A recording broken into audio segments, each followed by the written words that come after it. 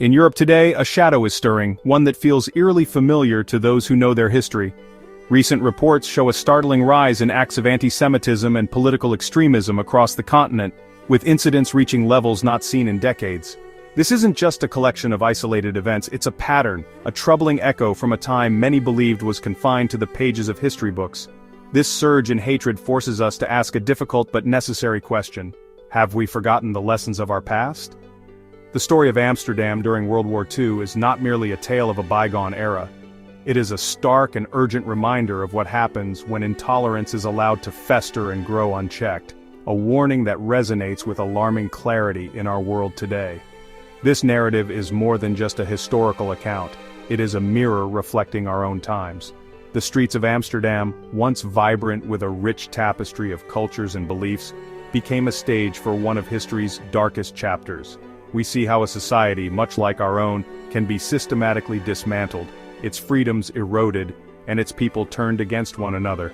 By examining the choices made by ordinary people in extraordinary circumstances, quiet acts of defiance, the agonizing compromises of survival, the devastating consequences of collaboration, we can better understand the forces at play in our modern world.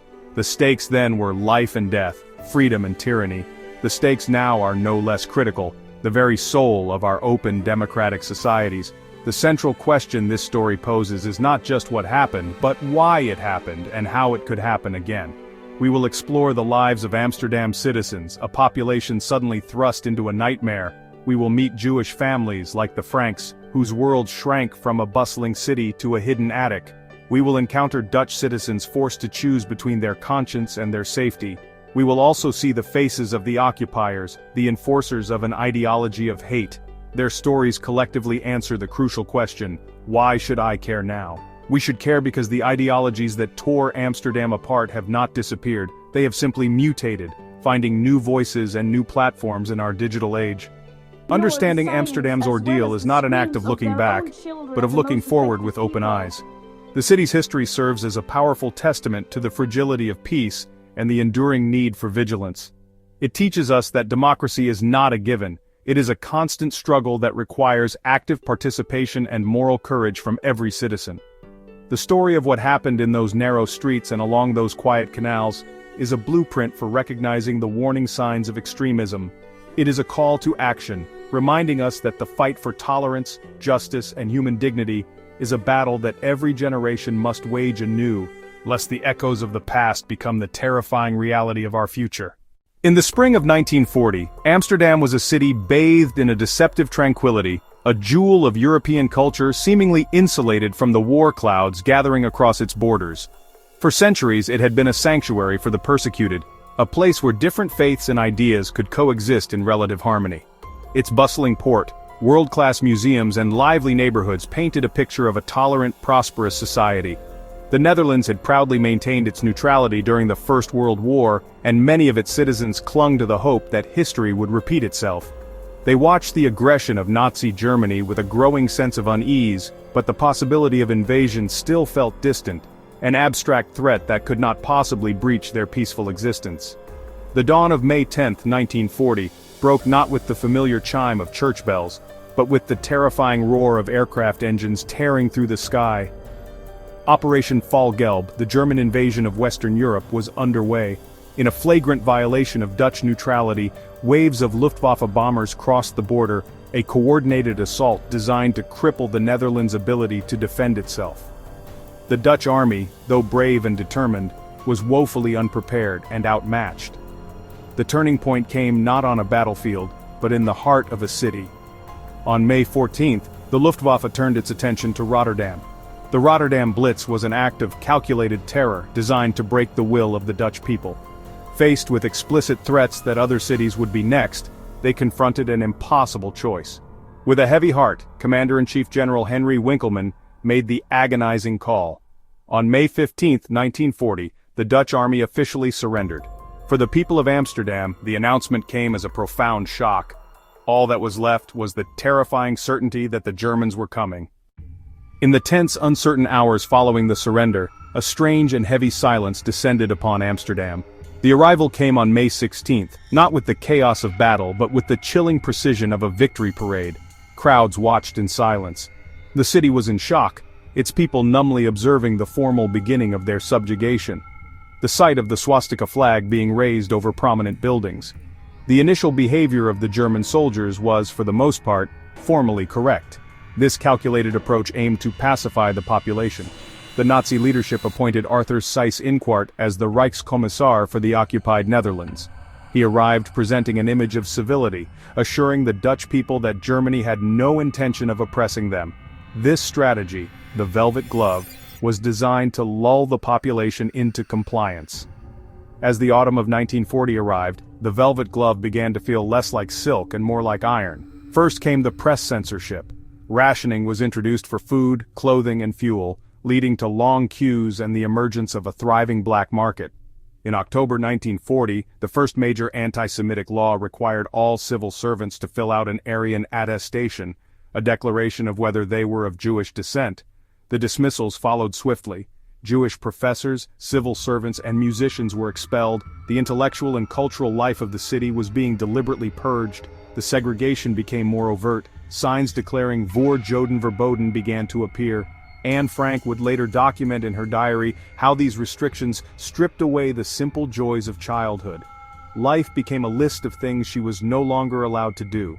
This legislative assault was designed to dehumanize and isolate the Jewish community, to make them other in the eyes of their fellow citizens. The city of canals was becoming a trap. As the Nazi grip tightened, the initial shock gave way to a defiant spirit. The most significant early protest was born in classrooms and lecture halls. After the brutal roundup of 425 Jewish men, the Dutch Communist Party called for a general strike. On February 25, 1941, Amsterdam ground to a halt. The German response was swift and merciless. The strike failed to stop deportations, but it was a moral victory and a turning point. The strike pushed resistance into the shadows.